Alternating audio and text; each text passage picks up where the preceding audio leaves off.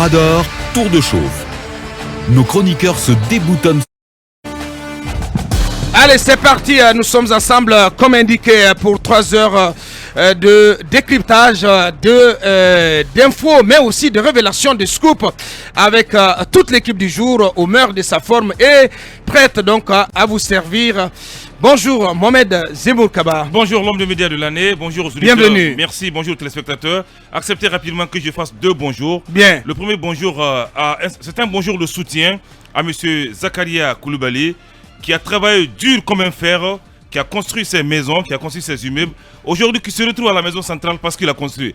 Apparemment en Guinée désormais, on cessera chacun de construire des immeubles, des habitations lorsqu'on travaille dur. Et l'autre bonjour aussi... Non, mais sois un peu plus explicite Mohamed. Non, oui. Il est arrêté, prétextant selon la CREF qu'ils n'ont pas pu justifier les biens. C'est bien immobilier. C'est bien immobilier. Il a combien d'immeubles? Non, je n'ai pas... C'est que je sais, parce que tu ouvres le chapitre, c'est que au moins on a connaissance de 4 possessions immobilières de l'ancien ministre des hydrocarbures qu'il a acquises avant d'être ministre. Parce qu'il a été ministre en 2018. Évidemment. Il faut le rappeler. Et il a travaillé 18 ans chez Total. Et sa maison de Kipé, il l'a depuis 2002. Et oui, comment on peut arrêter sa maison de la minière, mais avant l'avènement d'Alpha Condé, autant Colère, etc., etc. Mais tous ces biens, je vous assure que ces biens ont été acquis avant qu'il ne soit au poste de ministre. Non, je ne suis pas un conseil. Je ne suis pas, je ne travaille pas à la Saint-Yves. Non, mais allez-y. Non, même si je savais. Je parle de ces possessions. Je parle de ces biens immobiliers. Et même si je connaissais l'origine de ces comptes, je n'allais pas dévoiler comme le fait la CREF pour dire qu'ils ont retrouvé des milliards. Et l'autre bonjour de soutien, c'est à Souleymane Traoré, l'ancien directeur général du fonds d'entretien routier. Bien. Parce qu'il a construit un immeuble pour l'État, il a acheté un bien de l'État. Ce n'est pas à titre personnel. Il a acheté un bien pour l'État. Oui, pour l'État. Oui. Bien. Et aujourd'hui, mais tu as été le premier à dénoncer qui se retrouve en prison. Mohamed. Parce que je n'ai pas dénoncé. Ah oui. Qui se retrouve en prison parce que le siège. Attention, Mohamed. Attention, Mohamed. On sait bien. Je sais tout ce que je dis. Si, Mohamed. Mais non, tu vas pas quand même. Tu vas pas quand même gommer ça. Ne tombe pas dans le jeu de Talibé ce matin. Tu vas pas quand même gommer ça. Ne tombe pas dans le jeu de Talibé. Attention, la VAR, on va ressortir le contenu de la VAR. Cher monsieur, je voudrais vous dire, le fond de l'entretien routier, tout le monde connaît le siège à la Kamaen. Ce n'est pas Souleymane Traoré. Souleymane Traoré, c'est lui qui l'a acquis, mais ce n'est pas pour lui. Il y a un conseil d'administration, surtout je voulais insister, qui a validé bien sûr l'achat de cette parcelle. Pourquoi ce conseil d'administration n'est pas aujourd'hui interpellé? Pourquoi il n'est pas interrogé? Pourquoi le pauvre Souleymane Traoré se retrouve en prison? C'est un cri de cœur ce matin. Je ne cesserai de le dire, la justice doit avoir un visage humain. Bien, Mohamed. Zakaria Koulibaly en prison. Ok, mais arrêtez, Mohamed. Zakaria Koulibaly la justice, c'est un visage humain. Autrement, Mohamed. Si, attendez quand même, parce que tu insistes là-dessus. Oui, tu as galvaudé ce concept. Je vais vous dire, Mohamed. Je vais te dire, Mohamed. Si la justice, justement, cette CRIEF n'avait pas de visage humain, on n'aurait pas eu 12 détenus sur 138 inculpés. C'est parce qu'on n'a rien contre ces personnes. Non, mais Mohamed, comment ça? Je vous dis, c'est parce qu'on n'a rien. Comment ça? Qu'est-ce que tu en sais? Je vous assure. Qu'est-ce que tu en sais? S'ils avaient des faits à reprocher à ces messieurs, ils seraient tous partis à la maison centrale. Je vous dis, cette CREF, je m'étais fait violence de ralentir mes actions contre la CREF. Parce que je respecte la justice. Donc tu as décidé à abattre la CREF. Non, je respecte l'indépendance de la justice guinéenne. J'espère que cette CREF... Mais c'est toi qui le dis, Mohamed. Je vais vous répéter quelque chose. J'ai dit, il y a 2 dangers aujourd'hui en Guinée. Je vais vous dire, il y a 2 dangers. Oui. La CREF et l'agent judiciaire de l'État. Ces 2 agents sont prêts à abattre les Guinéens. Non, je vous dis. Mohamed, on se calme. Je ne me calme pas. C'est un cri de cœur. Bien. Ce sont des dangers pour la République aujourd'hui. Non, je pense que là, tu fais totalement fausse route. Je ne fais pas fausse route. Non, tu fais fausse route, Mohamed. Mais des innocents sont en prison. Ils sont présumés innocents. Ils n'ont pas... Mais comment tu t'es réveillé ce matin? Non, ils n'ont pas été interdits sur le fond. Ils se retrouvent à la maison centrale, couchés sur des matériels d'une place, à même le sol. Non, parce qu'on veut demander des comptes à ceux qui ont géré. Il faut savoir demander. Au nom du principe de réduction des comptes, vous pensez que donc automatiquement la CRIEF et le procureur général sont devenus des dangers. Et pourquoi? C'est très grave, Mohamed. Et pourquoi ne pas... Non, franchement, je vais terminer. Ne pas demander des comptes s'il te plaît, à ceux Mohamed. qui ont géré avec le temps compté. Non, le temps compté. Non, Mohamed, franchement. Acceptez, avocat. Non. Pourquoi se focaliser sur la gestion d'Alpha Condé et l'époque Lansana Conté? Mais parce que c'est la gestion de la non, il y a 2 poids 2 mesures. Bien. Il y a des ministres qui ont joué autant de Lansana Conté, il faut les interpeller. Bien. Pourquoi c'est les 10 dernières gestions? Mais vous n'avez pas d'agenda à dicter à la CRIEF, monsieur. Non, je leur donne des pistes de solutions. Bien. Que des cadres qui ont géré Lansana Conté sont encore là. Bien. Aboubacar. Merci. Bonjour. Mohamed Kaba n'a pas Bonjour l'enfant de Koumé. Voter un 3 pièces, ça lui pèse trop fort et il perd le nord. Ouais, il perd le nord, malheureusement. Bonjour. Bonjour Mamadou Djambali. Bonjour le général Scott. Heureusement que nous n'avons pas tous les yeux en face des trous. Ouais. Je crois que s'il y a une institution aujourd'hui qu'on doit bénir, consolider pour sa survie, c'est bien cette CRIEF. C'est bien aussi ce procureur courage. Oui, le mais procureur franchement, du j'ai une peuple, admiration mais extraordinaire pour ce monsieur. C'est un peu N'en déplaise. Vous savez, Non, mais il mérite d'être soutenu, hein, procureur Charles White. Non, mais franchement, Aboubacar. et il est important. Ce monsieur, c'est une pièce maîtresse de cette transition. Oui, je vous le dis. Lequel? Le procureur Charles White, c'est une pièce centrale pour la réussite. Ou Ali Touré. Ou Ali Touré. Autant Ali Touré que Charles White, ce sont des pièces maîtresses de cette transition. Vous voulez qu'on dise à l'opinion comment les membres de la CRIEF ont été nommés? Mais Mohamed, non, s'il vous te voulez plaît, qu'on dise Mohamed. comment ils ont été Mais qu'est-ce nommés? que tu en sais, Mohamed? J'en sais Non, beaucoup. Mohamed, il faut arrêter. Vous Il faut arrêter. Mohamed, il faut arrêter, mais tu vas te prendre Non, Mohamed, non. Désolé. On se calme. On va dire alors. Mohamed, Vous allez m'obliger à le dire. La CRIEF existe. Vous allez m'obliger à le dire. Honnêtement. Comment ils ont été cooptés, comment les nominations ont été faites à la CRIEF? Attention, J'en dirai, Mohamed. non. Attention aux diffamations. Non, Attention, pas de diffamation. attention, Mohamed. Non, c'est pas une diffamation. S'il te plaît, Mohamed. Non, Non, Mohamed, on peut pas te permettre. Le président de roi. Non, Diffamation? non, mais si, Mohamed, on peut pas te laisser aller dans cette voie. Oui, je vous dis. Parce que c'est une voie, mais dangereuse, Mohamed. vous S'il voulez te pas plaît, que je Mohamed. parle, Non, je peux pas. Je crois- Je peux pas te permettre. Aboubacar. Parce que là, tu es en train de t'enfoncer tout seul. Aboubacar, je Bien, crois vous qu'il direz faut- bien. Allez-y. Il faut faire attention avec en tapant sur la justice. J'ai suivi récemment Maître Cheikh Sako et chez nos confrères d'Espace Séjour. Il a rappelé et lorsqu'il avait voulu arrêter M. Damaro qui s'était attaqué, vous vous souvenez d'un juge du côté de Kankan. Bien sûr, ouais.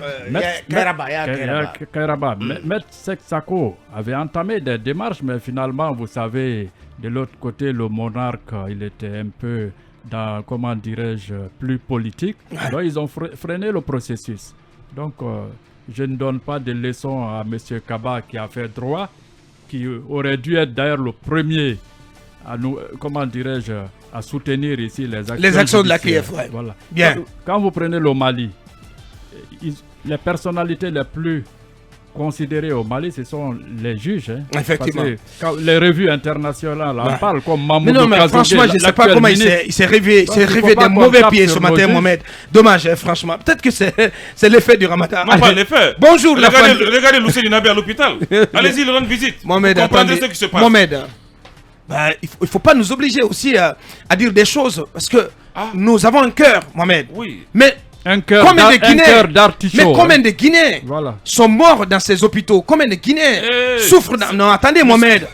Ben, bonjour, monsieur. Bonjour, monsieur Barry. Bonjour à tous. Ouais. Bonjour, on va dire à Interpol, Ouais. ou en tout cas au gouvernement guinéen, au CNRD, puisqu'on apprend à travers nos confrères de médias guinéens que désormais, détenir un passeport diplomatique, disons en tout cas non délivré par les autorités de la transition, pourrait être considéré comme un tel passeport pourrait être considéré comme volé à Interpol. Ouais. Vous savez que cette question de passeport diplomatique a été, disons, mise sur la place publique par, en tout cas, l'échec de Ousmane Kaba à voyager récemment.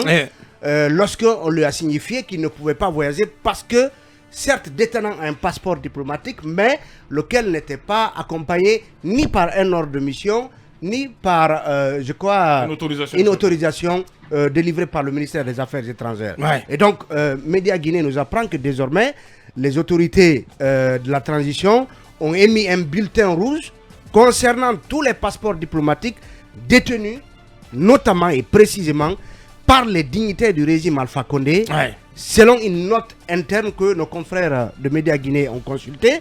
Et dans ce bulletin, il est déclaré comme volé donc tout passeport non émis par la junte, donc par le régime de la transition. Justement. Ouais. Et notre confrère estime donc que c'est un véritable désagrément que cela cause en tout cas aux détenteurs de l'ancien régime, puisque il faut préciser que en tout cas le décret qui a fixé les contours des passeports diplomatiques date de 1995 et il est dit par exemple à l'article 2 de ce décret que le passeport diplomatique est délivré par le ministère des Affaires étrangères. L'article 3 précise que la validité du passeport diplomatique est de 3 ans, renouvelable à compter de la date de sa délivrance. L'établissement du passeport diplomatique, la prorogation de sa validité et son renouvellement sont dispensés du paiement de la taxe. Et enfin, l'article 4 qui dit que le passeport diplomatique ne peut sortir du territoire que sur présentation, soit d'un ordre de mission en bonne et due forme, soit d'une autorisation écrite du ministère en charge des Affaires étrangères. Donc, désormais, ça va être absolument compliqué. Est-ce que le CNRDA a remarqué que malgré le signalement au niveau de l'aéroport fait à l'encontre de certains dignitaires, quelques-uns ont pu sortir du pays. Mais ils sont nombreux qui sont déjà sortis, qui sont fait la malle. Qui sont déjà sortis. Bien sûr. Ça veut dire que... mais c'est très grave. Et notre confrère... C'est très grave parce qu'on va tout dévoiler ici. Demain, sur ces anciens dignitaires, ces hauts cadres qui ont déjà réussi à être de l'autre côté. Et c'est très grave parce que ça met en cause la responsabilité des services de sécurité au niveau de tous les postes frontaliers, à la fois des postes frontières terrestres, mais aussi au niveau de l'aéroport de Conakry. Parce qu'il faut questionner justement Talibé là-dessus, l'efficacité et même la responsabilité de ces services de sécurité.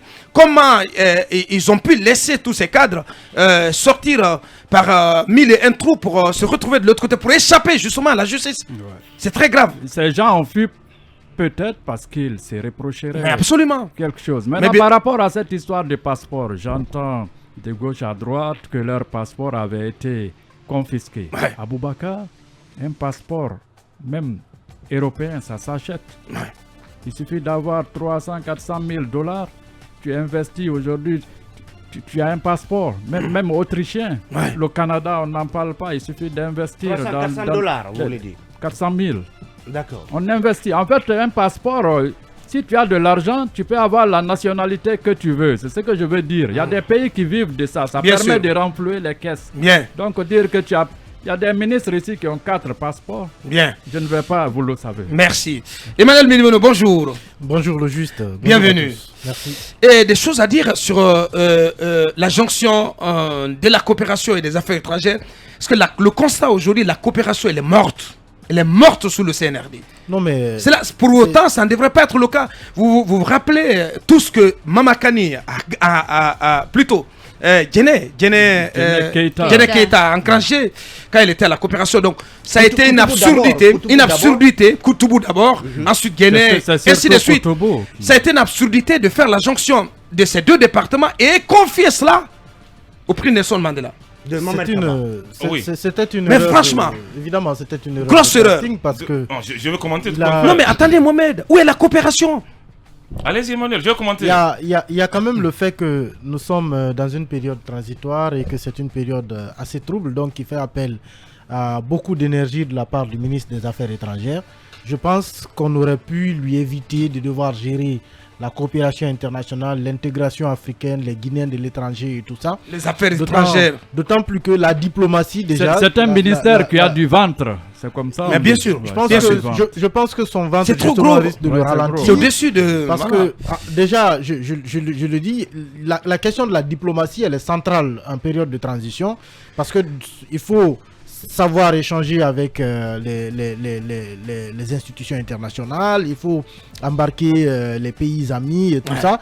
Donc la diplomatie en soi, c'est déjà un grand chantier en période de transition. Maintenant, si on vient ajouter à cela la coopération, qui est un autre domaine, dans lequel on a vu, évidemment, vous avez cité des exemples, Koutoubou, Djene Kaba, qui ont quand même excellé, qui ont excellé dans ce domaine. Et même le dernier, rappelez-moi son nom, Le Halpolar. Ouais, comment il s'appelle? Alpha Ousmane Amadou Thierno Diallo. Bien. Amadou Thierno Diallo. Amadou Thierno Diallo, voilà. Il était sur la bonne voie, très bien parti.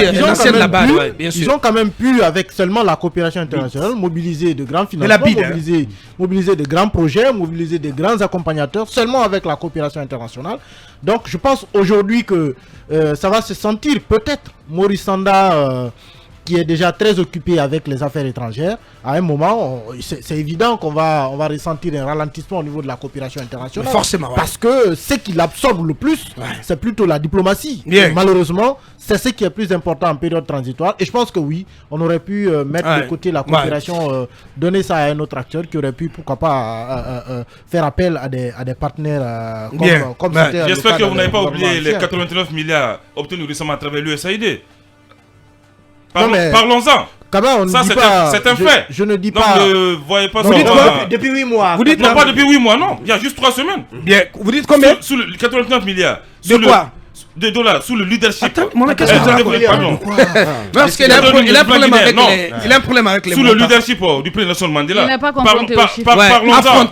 C'est vrai que les médias n'en ont pas parlé, sauf la RTG, mais ce fut un gros point marqué par 89 millions de dollars. Oui, bien sûr. À travers l'USAID. Parce que les 300 millions de dollars de DTS, 150 millions plutôt de DTS, les droits de tirage spéciaux, 300 millions de dollars, c'est Komara, bien entendu.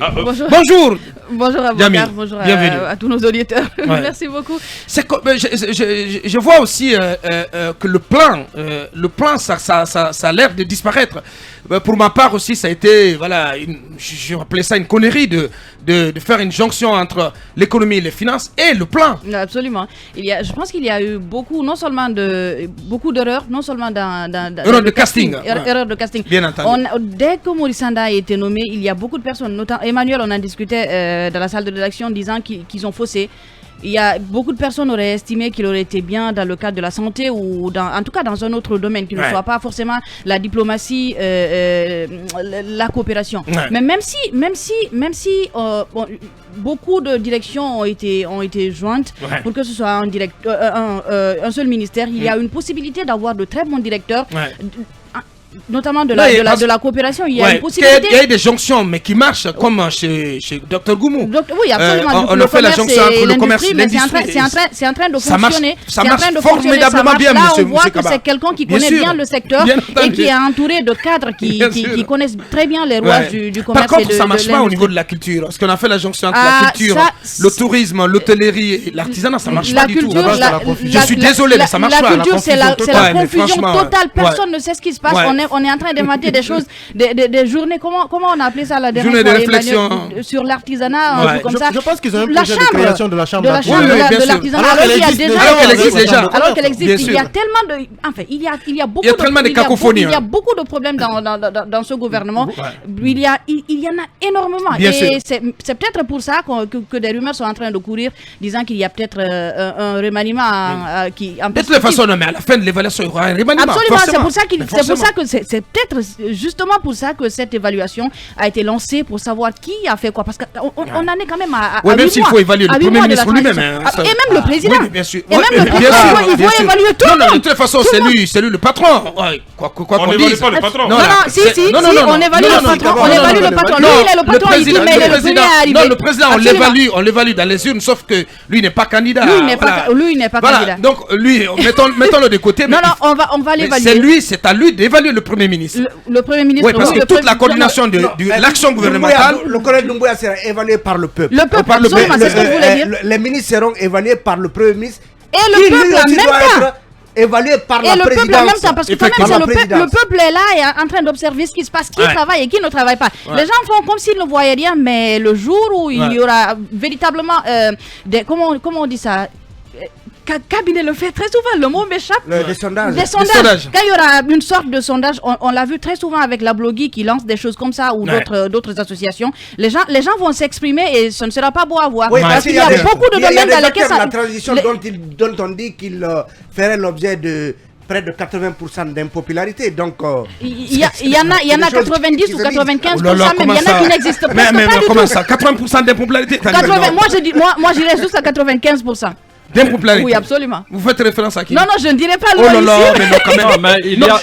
On ne dira pas forcément les noms ici, mais quand ça va arriver, on le dira. Il y a qu'un bon ministre n'est pas forcément un ministre médiatique connu. Hein. Bien. Il y a des gens qui travaillent, mais il faut aller vers... Oui, mais les actes sont là. Absolument. Les Bien. actes sont là. On l'évalue à travers les actes qui sont posés. Ouais. Ouais. Ils sont pas de toutes les façons, ils sont pas nombreux hein, au sein du gouvernement qui tirent leur épingle du jeu. Bonjour Akoumba Diallo. Bonjour Aboubakar, bonjour à nos chers auditeurs et téléspectateurs. Merci beaucoup. Qu'est-ce qui nous manque pour qu'à chaque fois que nous sommes à la recherche de la voie royale, pas celle de André Malraux, mais notre propre voie royale, nous nous butons à des structures qui ne sont pas aptes à répondre à nos attentes. Nous nous butons à des personnalités qui occupent ces structures qui ne répondent pas à nos aspirations. Qu'avons-nous fait? Devons-nous nous réévaluer nous-mêmes? Est-ce que le Guinéen devrait penser chaque soir qu'il fait penser peut-être à 5 choses qu'il a dû faire qui ne répondraient pas à la satisfaction de ses attentes, des attentes des générations futures? Pourquoi pas? Est-ce qu'on pourrait faire cet exercice psychologique pour peut-être savoir quel est notre niveau de responsabilité? Ceci est une divagation introductive. Qu'est-ce que je veux dire par là? Le colonel a compris que les membres du gouvernement ont été très mal évalués avant de les nommer. Le casting a échoué et qu'il doit changer de pièces. Bien. Mais autant qu'il changera de pièces, s'il ne respecte pas les paramètres de la gestion axée sur les résultats, on n'obtiendra absolument rien. Alors, à sa place, moi, j'aurais été le Premier ministre Mohamed Beavogui, j'aurais démissionné. Oui, premièrement... Pourquoi? Premièrement, il nous a promis un gouvernement de livrables. Où sont les livrables? La médiocrité. Ça a été une véritable livrable. Donc, il nous a promis des résultats, la gestion axée sur les résultats. Où sont les résultats? C'est cette médiocrité que nous dénonçons là. Ils nous ont promis, ou lui-même dans son discours, il nous a promis un gouvernement équilibré, un gouvernement de mission. Depuis combien de mois on n'a pas une mission clarifiée? Mais qu'est-ce qu'il fait de son honneur? Je ne comprends pas. Donc pour toi, il doit tout simplement tirer les conséquences oui, et s'en aller. Je vais vous promettre une chose. Je ne suis pas aussi, une fois encore, je ne suis pas le petit oiseau d'Arabie qui apporte toujours le malheur. Beaucoup de ces ministres-là, de ce gouvernement-là, se retrouveront devant la CRIEF.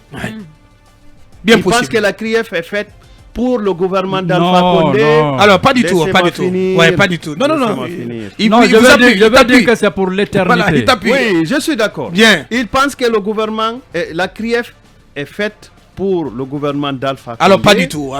De Lansana Conté, de qui je ne sais pas. 30% ou plus de 30% de ces membres du gouvernement-là, je vous le promets, opposez-les-moi, 10 ans après, ils se retrouveront devant la CRIEF. Parce qu'ils ne font absolument rien, sinon que du copinage, du népotisme, des gens qui se battent pour ne placer que de leurs amis, des gens qui se battent même pour que leurs époux gèrent les marchés de leur département. Mais on a l'impression que c'est les mêmes pratiques qui ont été reprochées au système Alpha Condé qui reviennent. Mais c'est quand même dommage. Très dommage. C'est dommage. Alors qu'on n'est même pas allé loin encore. Et des ministres qui se font, qui sont en train de se faire construire leurs résidences privées par des services de leur département, par des régies de recettes de leur département. Heureusement, ceux-là utilisent les recettes de leur département. Prions Dieu que certains parmi eux n'utilisent pas les recettes des activités illicites telles que les activités des narcotrafiquants. Bien. Là-dessus d'ailleurs, voilà, quelques infos sur cette affaire de navire arraisonné au port de Conakry avec vous, Akoumba. Oui, à ce que je sache, c'est une vieille histoire. Rappelez-vous qu'on avait... On avait eu l'exclusivité de dire qu'un navire avait été saisi dans la nuit du 6 au 7 février 2022 et ce navire avait été saisi en haute mer suite à des écoutes sur le canal 16. Canal 16, ceux qui pratiquent le port savent très bien. C'est le canal de détresse. Au fait, le navire était en panne en haute mer et le navire a lancé une détresse en direction de Dakar au Sénégal. Au lieu de lancer en direction de la Guinée, c'est peut-être une diversion, et que vers 5 heures du matin, les services guinéens se sont mobilisés sous l'encadrement du parquet de Kaloum, d'après ce qu'on nous a dit, pour aller intercepter le navire et le faire arraisonner, et puis y découvrir finalement, si vous voulez, ce que nous avions appelé en ce moment une cargaison de psychotropes, qui constitue une drogue assez dure, qui était constituée de 11 sacs en nylon, contenant chacun de ces sacs-là 25 plaquettes de ce produit prohibé-là, soit 275 plaquettes, ce qu'un journal espagnol a estimé à 270 kg. Nous étions en train de penser à la cargaison, parce qu'on nous a dit que dans le langage